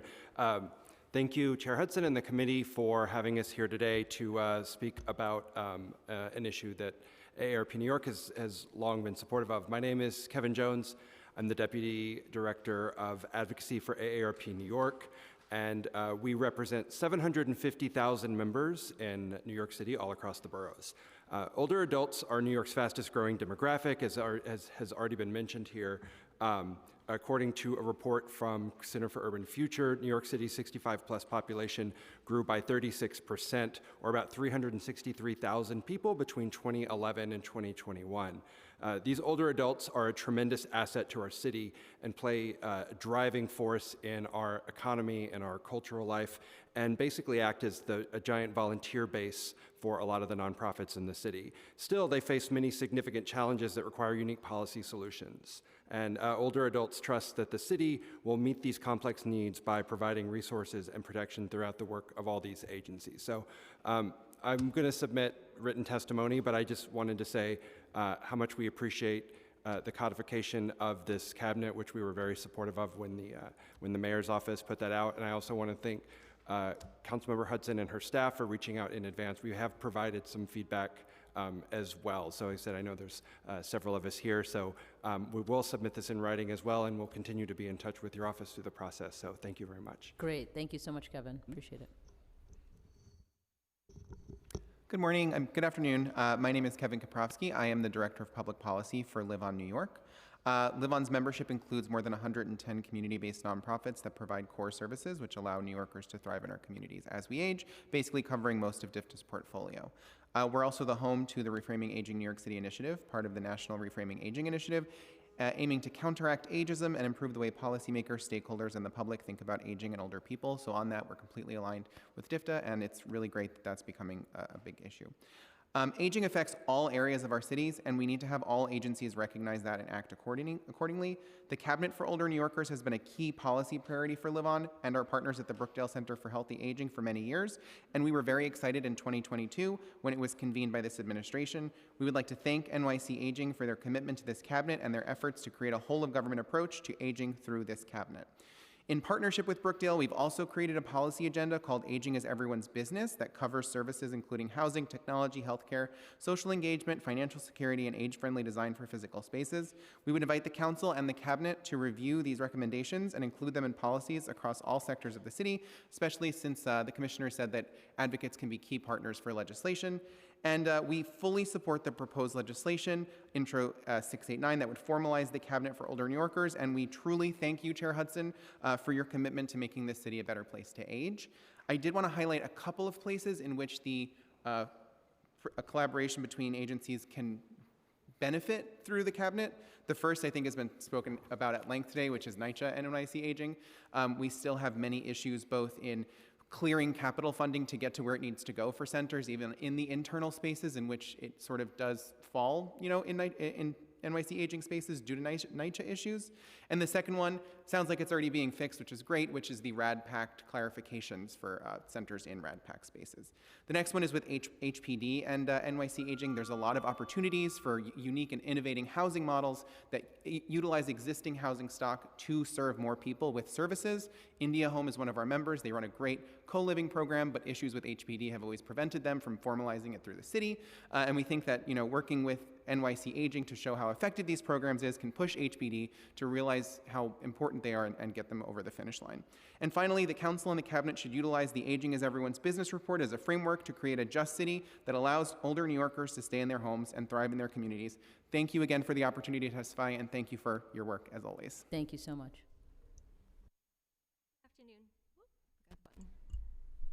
Good afternoon. My name is Janine Cahill-Jackson. I'm the Director of Elder Law with the Legal Aid Society. And thank you very much for the opportunity for us to comment on the subject of interagency coordination for older New Yorkers and for convening this hearing. A little bit about the Elder Law Unit. We recently were created within Legal Aid in the beginning of 2023. We now pulling together 2 units that have existed for in Brooklyn for 50 years now and in the Bronx for over a decade. And we're currently a multidisciplinary team specializing in eviction defense for seniors in the Bronx and Brooklyn, hoping to spread citywide. We seek to address all issues that allow the senior not only to prevent their eviction, but to alleviate the underlying causes that were leading to their eviction in the first place. We first want to express our support for the interagency cabinet. So often we do see the folks that come to us fell through the cracks for a variety of reasons and aren't accessing services and benefits that they could be entitled to. And so to the extent that this cabinet can help identify those gaps and to either find need for new programming or to find some maybe coordination for increased access to that programming, this could be really vital. To that extent, if the cabinet was extended to include legal services providers or other community-based organizations providing these direct services, we do believe we could provide unique insight into where gaps may exist and perhaps some creative solutions, and the Legal Aid Society would welcome the opportunity to participate. A few ideas that we do have regarding ways that coordination could enhance the receipt of benefits and services for our seniors, and a few gaps. So a few I wanted to raise are first, that the full implementation of the right to counsel could really meet those needs, as that's a large portion of what we do is help the seniors access these programs and maximize their benefits and income. So increased ability to reach access to counsel, and I'm happy to talk about that more at length, and I will be submitting written testimony about still the amount of seniors that aren't receiving representation. A few other ideas, just briefly, I heard my buzzer, are there's really a need for a full eligibility assessment for benefits and programs for any particular senior. We get clients who, for example, have public assistance but are unaware they were eligible for SSI years ago. They might become SCREE participants when they become our clients, but their rent actually would have been far more affordable if they had received the benefit 10 years when they aged into the program. And then to that extent, a large gap is that once these seniors are enrolled in programs, there's no agency we can connect them to do the ongoing recertifications. So we can set our clients up with CityFEPs, ongoing public assistance, SCREE, et cetera, all which require yearly recertifications, and failure to do so will put them right at risk losing the benefits again that we just got them. So it would be hugely beneficial if that gap could be filled, either perhaps through assistance in managing these procedures and deadlines for seniors, or perhaps the elimination of the recertification requirement for the seniors. An additional gap which is always surprising exists is that there is no agency or service to relocate seniors that must move due to an eviction case. So they might have the ability to they might have a rental voucher for CityFEPs. They might have their own ability to pay ongoing rent, but there is no one that can help them in the process of searching for the apartment, procuring it, packing, and moving into the new unit. APS doesn't do this service. Legal services providers don't provide this service. And so that's another gap while we all continue to work towards, and that's fantastic, expanding rental vouchers for seniors and affordable housing options.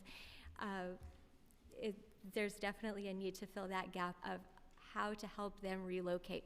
Some of these folks have lived in their apartments between 10 and 50 years that we have on our current caseload in the elder law unit, and have substantial disabilities within their households. The last gap I want to highlight is the one that's created by the failure to fully implement the CityFEPs expansion. One that particularly pertains to the senior population is there's a large gap between who might be in need of CityFEPs rental assistance but does not qualify for APS services. One example of a current client we have, she has a granddaughter who comes to visit her to provide her company. However, that made her ineligible for APS. but that granddaughter cannot provide rental assistance, and so now she's facing losing her apartment under the current city FEP structure as implemented. We will be submitting written testimony to further Great. explain, and thank you very much. And I apologize for going a little bit over That's my time. okay. Thank you so much. Thank you all. Thank you very much to this in-person panel. We will be moving to our next and final in-person panel. Just a reminder that if you wish to testify in person, please fill out an appearance card with the Sergeant-at-Arms if you have not done so. We'll be calling up Valerie Reyes Jimenez, John Holt, and Jeanette Estema. Please come up to the table.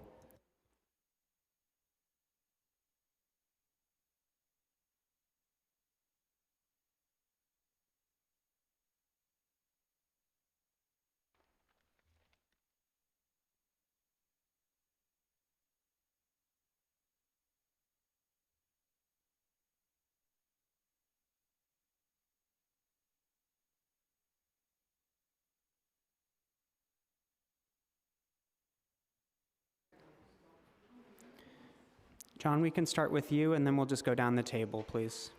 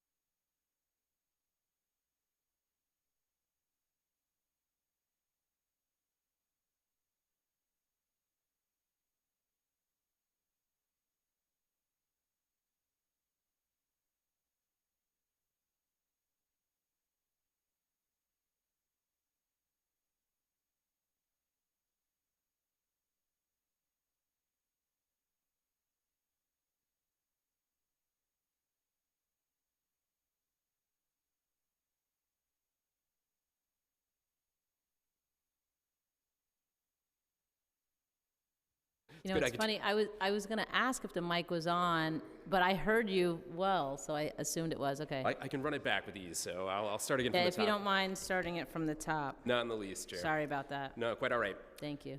All right. Good afternoon, Chair Hudson and members of the committee. I am John Holt, the Senior Staff Attorney for the Harry and Jeanette Weinberg Center for Elder Justice at the Hebrew Home at Riverdale. As a multidisciplinary provider of shelter services to older adults who have experienced harm, we at the Weinberg Center see every day the impact that coordinated responses across government and non-government systems have in assisting survivors of elder abuse. By identifying the interconnected legal, medical, mental health, and long-term care, social, spiritual, and emotional needs of the older adults we serve, the Weinberg Center is able to craft tailored solutions that help them build supported, safe, and sustainable futures free from harm. The Weinberg Center supports the Council's proposal to apply this same holistic approach to meeting the needs of older adults on a citywide level through the codification of a cabinet for older New Yorkers. We strongly encourage the cabinet to incorporate elder justice principles and an understanding of the relationship between accessibility and elder abuse in fulfilling its mission to ensure equitable access for older adults to city services. It is estimated that 1 in 10 older adults experience some form of elder abuse each year, but in spite of the prevalence of harm experienced by older New Yorkers, studies have shown that only approximately 1 in every 24 instances of abuse are ever reported. In New York, city agencies and their employees are on the front line, interacting with older adults who may be at risk of abuse or currently experiencing harm that they are unable to recognize or unwilling to report. New initiatives such as training of staff on elder abuse detection, creation of elder abuse screening tools, focus on outreach to isolated older adults, and interagency coordination of responses to reported or suspected harm will help ensure that the city-provided services become more dynamic in preventing ongoing and future abuse. We thank the Committee on Aging and the City Council for your work to support older adults and create systems that better meet our needs. Thank you. Thank you so much.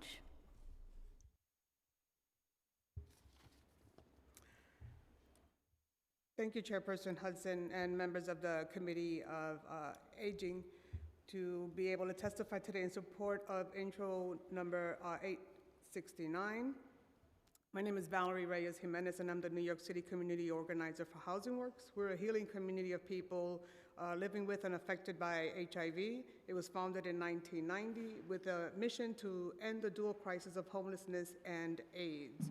Housing Works currently provides a full range of integrated medical, behavioral health services and support services for over 15,000 low-income New Yorkers annually, with a focus on the most marginalized and underserved, those facing the challenges of homelessness, HIV, mental health issues, substance use disorder, other chronic conditions, and incarceration.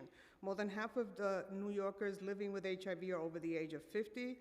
Housing Works, like other New York City HIV service providers, are working hard to identify the needs and meet the unique medical, housing, and psychosocial needs of older people living with HIV. I myself came to Housing Works in 1991 homeless and at the lowest point in my life. I was 26 years old. Now, at 59 years old, I work full-time in the advocacy department. I will have to say that I will have to work until I die or can no longer work since I have no savings or way to support myself other than Social Security when the time comes. I also manage my mother's health care, her appointments, as well as my uncle who resides in a senior living facility and dealing with accessoride. So those are a number of things that I also have to deal with in the work that I do. So we're grateful to the council for always supporting the vital implementation of the Ending the HIV/AIDS Epidemic, HIV/AIDS Epidemic Initiative, the ETE initiative. We clearly need better coordination across systems to improve HIV prevention and early diagnosis among older New Yorkers. And one piece of data that jumps out regarding new infections among older adults is they are overwhelmingly among Black and Latinx New Yorkers. And there's plenty more that I would love to say, but ran out of time. The testimony will be submitted, and you will have it. Thank you. Excellent. Thank you so much. We appreciate that. We do, just want to remind people that when you do submit the written testimony, we receive and read everything. So even if you didn't get a chance to finish it here, we've got it. Thank you. Thank you. Jeanette? Hello, good afternoon. My name is Jeanette Esteeman. I'm the Director of Policy and Advocacy at City Meals on Wheels.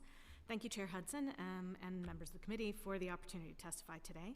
City Meals was established over 40 years ago to fill a gap in the city's home-delivered meal program by providing meals on weekends, holidays, and during emergencies across the city.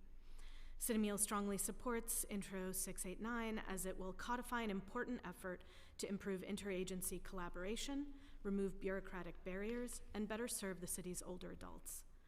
The Cabinet for Older Adults was created to bring various city agencies together with NYC Aging to facilitate the coordination required to address the intersectional issues facing older adults. As you've already heard, this population is rapidly growing and increasingly diverse. Many experience chronic health conditions, language barriers, mobility limitations, food insecurity, poverty, cognitive challenges, and social isolation, all of which are compounded by ageism. Each of these factors can prevent an older adult from aging in place safely with dignity and social connection. One example of an area where interagency collaboration is needed is the maintenance of older adult centers housed in NYCHA buildings, which was discussed at length today. The Cabinet for Older Adults can and should help to address exactly issues like this. Therefore, we support this bill to ensure that the Cabinet continues in perpetuity and with a defined reporting process and ensures it can be an effective, transparent, and accountable force advocating for older New Yorkers. We've included some recommendations in our written testimony, namely to mandate quarterly meetings, establish working groups to facilitate progress on targeted issues, and the addition of several city agencies and offices. Thank you again for your continued partnership in meeting the needs of older New Yorkers. Thank you so much for your testimony. Thank you all. Thank you so much to this in-person panel. At this time, if there is anyone in the room wishing to testify who has not heard their name called, please fill out an appearance card with the Sergeant at Arms.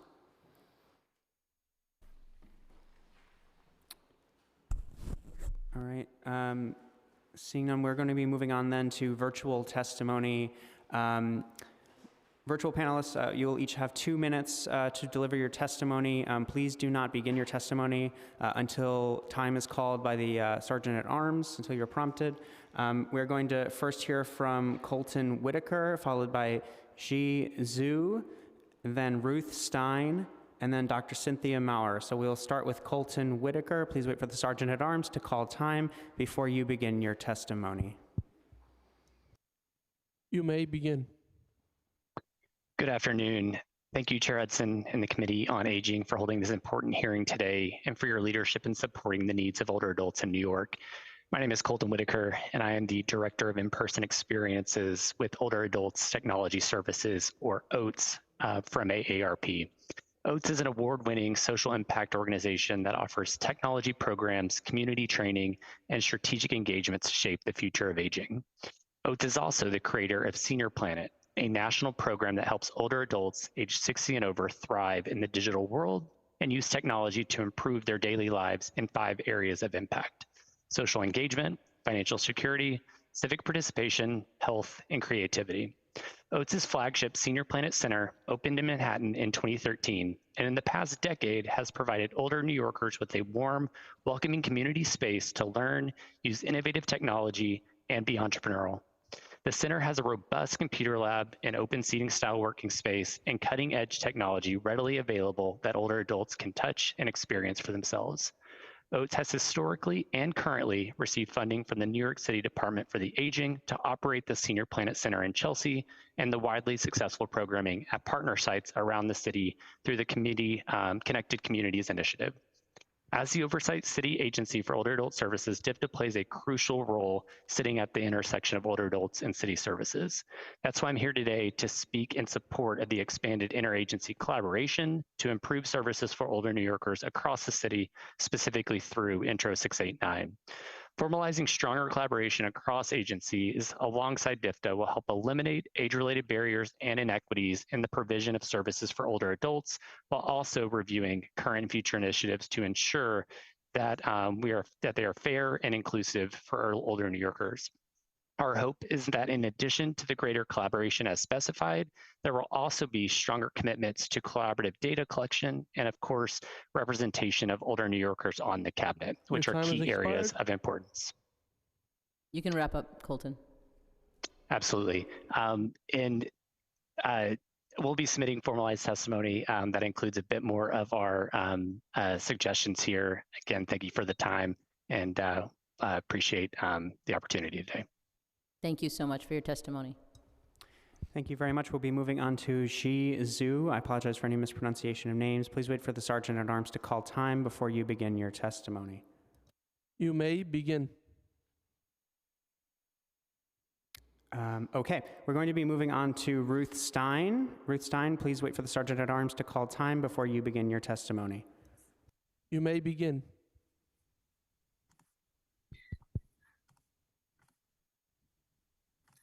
Thank you. Chair Hudson and fellow members of the Committee on Aging, thank you for taking the time to hold this hearing on interagency coordination on older adult issues. My name is Ruth Stein. I'm an attorney at the Metropolitan Council on Jewish Poverty, focusing on elder abuse legal services. For over 50 years, Met Council has been one of America's largest Jewish charities dedicated to fighting poverty. We operate 10 departments ranging from 100% affordable housing to our award-winning family violence program to comprehensive Holocaust survivor assistance, other senior programming, crisis intervention, and the country's largest kosher emergency food network. In total, we provide a wide array of support to over 320,000 clients a year, many of whom are older adults. Met Council plays a unique role by offering a remarkably wide breadth of services to older adults. Elder Abuse Prevention Program, including the DFTA Elder Justice Contract for Brooklyn South, family caregiver support, geriatric case management and case assistance, social work services at Met Council's low-income senior buildings and our community center sites in Brooklyn, Holocaust survivor services, including grocery home delivery and home repair services for seniors. We are committed to serving any New Yorker in need, regardless of race, ethnicity, or religion. Met Council unequivocally supports Local Law 689, calling for the formation of an interagency council to provide collaboration to improve services for older New Yorkers. Currently, there is no formalized coordination amongst the various public systems providing older adult services, leading to both duplication of services and systems that are at odds with one another. All too often, vulnerable seniors fall through the cracks because existing systems are confusing and cumbersome. It is our hope this council will address integration and simplification of these systems, making it easier for older New Yorkers to access services they need. And Local Law 689 is a promising step. Our elder abuse prevention program works with some of the most vulnerable older New Yorkers who interact with the social service, legal, healthcare, and housing systems. Policies currently in place can re-traumatize rather than support these clients. Coordination between the various systems would strengthen the city's ability to support these vulnerable seniors. I'd like to share an example of a Met Council client who suffered due to a lack of coordination. Edith was assaulted after a verbal altercation with her brother, who shares the family home. She was referred to us by the Brooklyn District Attorney's Office, who was unable to pursue further legal action and advised us to seek a family court order of protection. However, her brother obtained a counter order of protection and has since... You can continue. Thank you. Her brother obtained a counter order and has since called NYPD to make false statements against her, getting her arrested several times. The order has not prevented the abuse, but her brother uses it abusively against her. Her income is extremely low, so she's unable to find other housing options. And with interagency coordination, her order could be honored and monitored through NYPD, APS, the DA, and or her Met Council social worker coordinating. We fully support a codified cabinet, and we hope to see progress toward coordination. Thank you for your time. Thank you for your testimony. Thank you very much. And then at this time, we are going to move on to Dr. Cynthia Maurer. Please wait for the Sergeant at Arms to call time before you begin your testimony. You may begin. Hello. First of all, I want to thank you for allowing us to say a few words. We absolutely, as visiting neighbors, are in support of this law, and also the fact that having interagency communicating with one another, very vital. And it's wonderful to see this work going on, but we know that there's a lot more potential. I'm Cynthia Maurer with Visiting Neighbors. We're a nonprofit organization dedicated to keeping seniors independent and in their own home for as long as possible. And we provide a variety of support services to do so.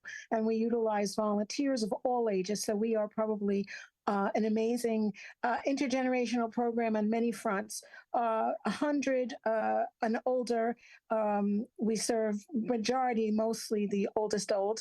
We help people from 60 to a centenarian plus, and we have currently 25 seniors that have hit 100, and we have a few more coming. So we are definitely growing older as a population.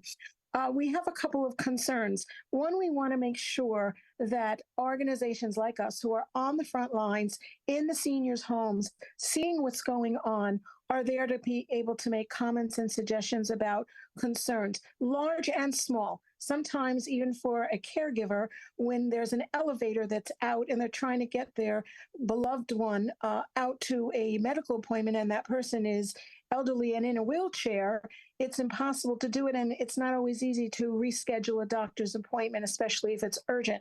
If a supermarket doesn't have a ramp and seniors need to get in and out, that could be a big concern. There could be issues with medical billing, and it's annoying when you're dealing with automated telephone services to get through. So we're hearing large concerns, big and small, and basically every one of them counts and matters. So it's important to hear from the people doing the direct services and on the front lines. Also, it's very important to focus on advocacy, because we need point persons for these issues. And if there could be somebody who could, or a group where you call for each individual thing, whether it's a housing problem, whether it's an emotional issue, and that would make it really helpful. I want to just end on this note. My grandfather used to say to his doctor, you know, I'm having aches and pains at 84, and his doctor would tell him, Leo, I can't make you any younger. He goes, younger? I want to get older. And that's the goal here, is to age well and to have a safer, happier city for our seniors. And thank you for this oversight of all these groups, because that's important to Chair Hudson, and we're thankful for that as well. We want to help seniors change perspectives and see a campaign. This is one last suggestion on aging issues, and not just the concern of having seniors that, are looked at in a different way, but also having seniors view themselves in better ways. We can't tell you how many situations we have where seniors are still using shopping carts instead of walkers and umbrellas instead of canes for going outside. And when I asked a 94-year-old Sue why she's doing that, she goes, I don't want to look old. And when we change the narrative and perspective and say, well, we see somebody else who is looking very proudful being able to do this, all of a sudden they'll take the chance and use the right mobility equipment. Or a senior who doesn't, think that they can do some walking and gets outside, and now we have a 90-year-old who's become a power walker, and our volunteers can't keep up with her. Absolutely. So thank you so much. Thank you so much. Thank you for sharing. Thank you very much. At this time, if there's anyone on Zoom who wishes to testify who hasn't had their name called, please indicate that you would like to testify using the Zoom raise hand function. Seeing no hands, turning back to the chair for closing remarks. I'd just like to thank everyone who's testified today. Thank you to the Commissioner and NYC Aging for their testimony as well. I think we can all agree that this is a great opportunity for us to have further collaboration around this cabinet for older adults. And I think it's a great example, as the Commissioner mentioned, of more efficiency and ways that agencies can work more closely together on behalf of New Yorkers. So thanks again to everybody, and I look forward to finalizing the bill language. Thanks to all of the testimony we've received today and all of the suggestions and recommendations. Thank you. The meeting is now adjourned.